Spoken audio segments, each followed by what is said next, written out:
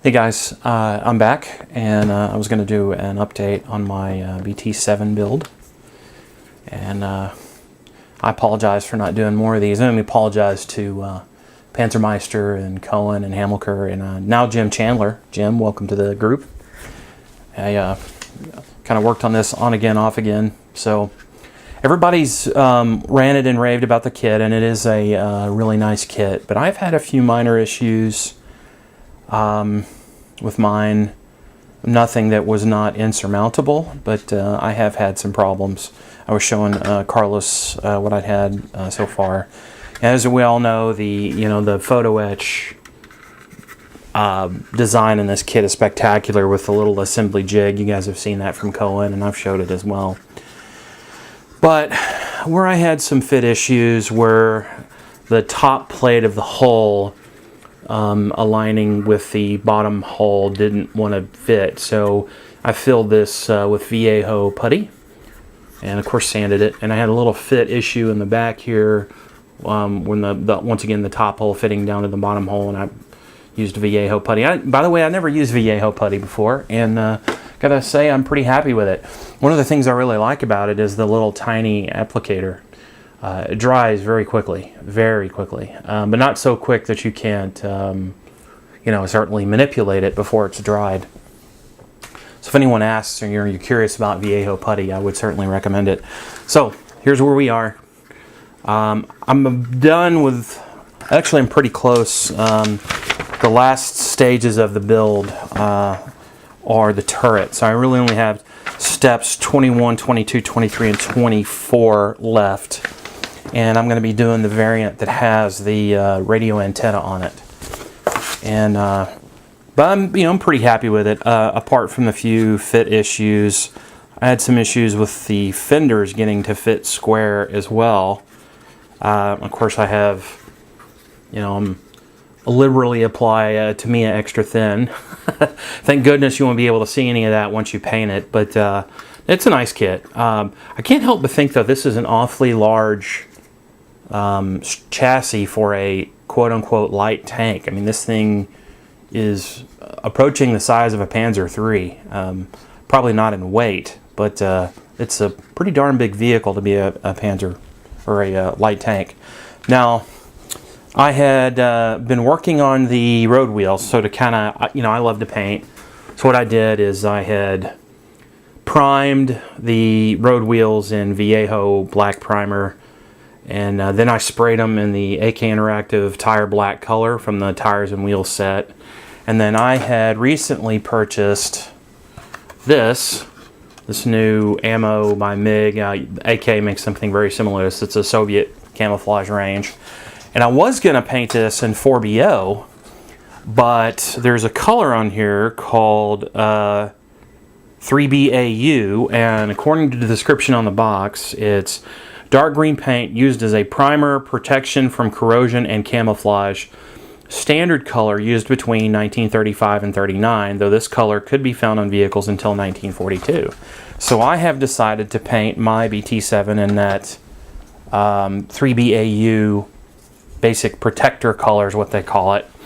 So after I had painted the AK Interactive tire black color, I popped these wheels into my handy dandy quick wheel mask, which you guys have seen me show many times, and spray painted the inside, and voila, perfectly painted demarcation line. Time saving. I love these masks, and of course they're reusable. I'm gonna paint the drive wheels. I've got those over there ready to go. I painted them the tire black color, and then I need to paint the opposite side of these road wheels as well.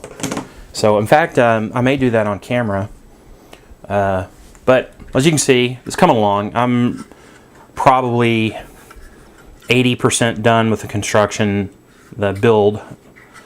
Like I said, other than the few fit issues. Oh, and by the way, Jim, I hope it's okay. When I saw you do yours, I like the idea with the Mr. Surfacer and the texture on these. On this, I don't think that's a final drive because the drive's in the back. On this, transfer housing, I used a Mr. Surfacer and kind of stippled it with a brush to create some cast texture. So, sir, I copied you. I hope that's okay, Jim. Yeah.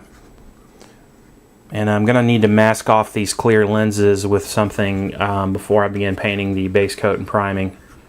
And I've handled this thing so much, I may actually wash it in dishwashing liquid before I begin to prime it and paint it, just so it'll stick that much better.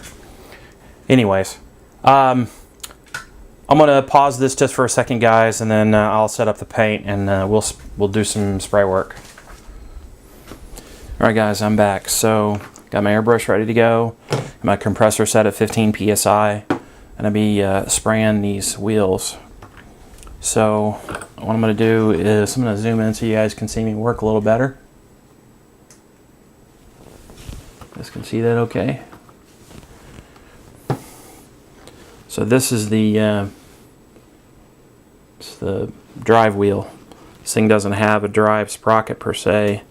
This just pops right into the mask. You can see where it really nicely fits into the mask. Pop the other one in there. I've got my color ready to go. Now, I used a recommendation from Chris and Alex Modeling, and I got some stainless steel ball bearings from a company off eBay. You guys can see these. They're 420 stainless, 1/4 inch diameter stainless ball bearings. So I've added that into, I bought about 100 of them, into a paint bottle. I'm stirring the paint up. Seems to do a really good job. So this is that 3BAU Russian base, what they call base protector. Kind of a primer, I guess, kind of a green primer. So add some paint to the cup.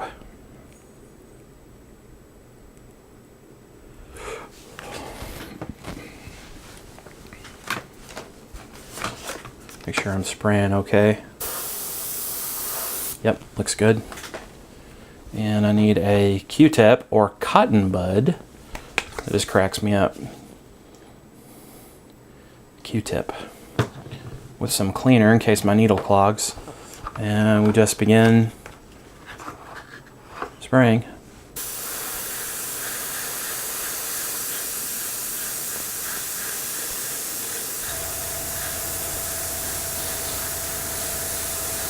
So Carlos and I have been enjoying the comments that everybody made about our live waffle video, and I guess everybody seemed to, for the most part, enjoy it. We certainly enjoyed doing it, and we will be doing some more. Carlos and I have been talking about the possibility of expanding the format and having guests. I know that Hamilker has expressed interest in joining the waffle, as has our friend Herr Guido Hopp, the accomplished shipbuilder and modeler extraordinaire. Be an honor to have him on the show, as well as Hamilker. And we've even kind of, in a roundabout way, reached out to Alex from Alex Modeling, and he has expressed at least somewhat tacit interest in joining us. Alex, if you're watching, I hope you do agree to go ahead and join our little live waffle. I guess we're going to probably try to do one in a week or so.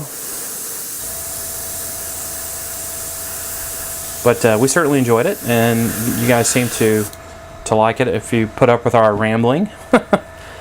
So, and guys, that's all there is to it using these masks. And these, of course, when the paint dries, these things pop right out. You're good to go. So, let me clean out the airbrush. I may hit this. Well, I may hit it one more time. Let me take that back. It's like a little more paint in the cup. Hit it one more time before I put it away.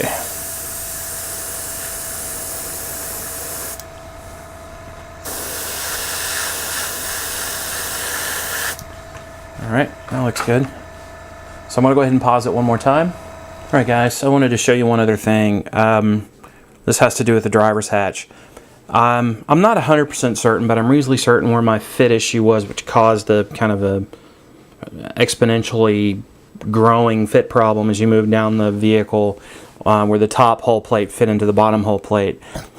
But I think maybe here it was either warped or bent slightly when I cut it off the sprue, because I've got in my hand a completed driver's hatch with the handle for the hatch, and then of course the clear parts that go with. And I wasn't going to paint them because there's not going to be a visible crew figure, but I'm going to have to paint them now. It's not a big deal. It's flat white and I think semi-gloss black. And I've got some micro mask to mask off the little tiny clear portion of the vision blocks. So here's where I'm talking about. So I'm going to put this driver's hatch on here. Ordinarily to me it fit. And as you can see, it doesn't fit properly. See the gaps? I've tried and tried and tried. It's just not going to fit, and it's crooked. And I think it's because that top plate was bent. So what I'm going to do is model it, I guess partially open, maybe not open all the way. Just kind of glue it in a. But I'm going to have to go ahead and paint the inside of the hatch and the portion of the vision blocks that need to be masked and all that. So it's a minor setback, really. It's not a big deal. It's just a little detail painting. I can certainly roll with that. But yeah, I don't know why I know Cohen and Hamilkers and Evan, or excuse me, Panzermeister, apologize, bud. I know they didn't have any issues, but I just had a couple minor fit issues, which kind of stinks. But, hey, you live and learn. So, I'm boring you guys to tears. Just wanted to do another update. I hope you guys enjoyed watching this, seeing my update, my back out. And once again, I appreciate all the support of my channel. And I hope to have another update for you guys very soon. I'm getting close to getting this thing done. So, talk to you guys later. See ya. Bye.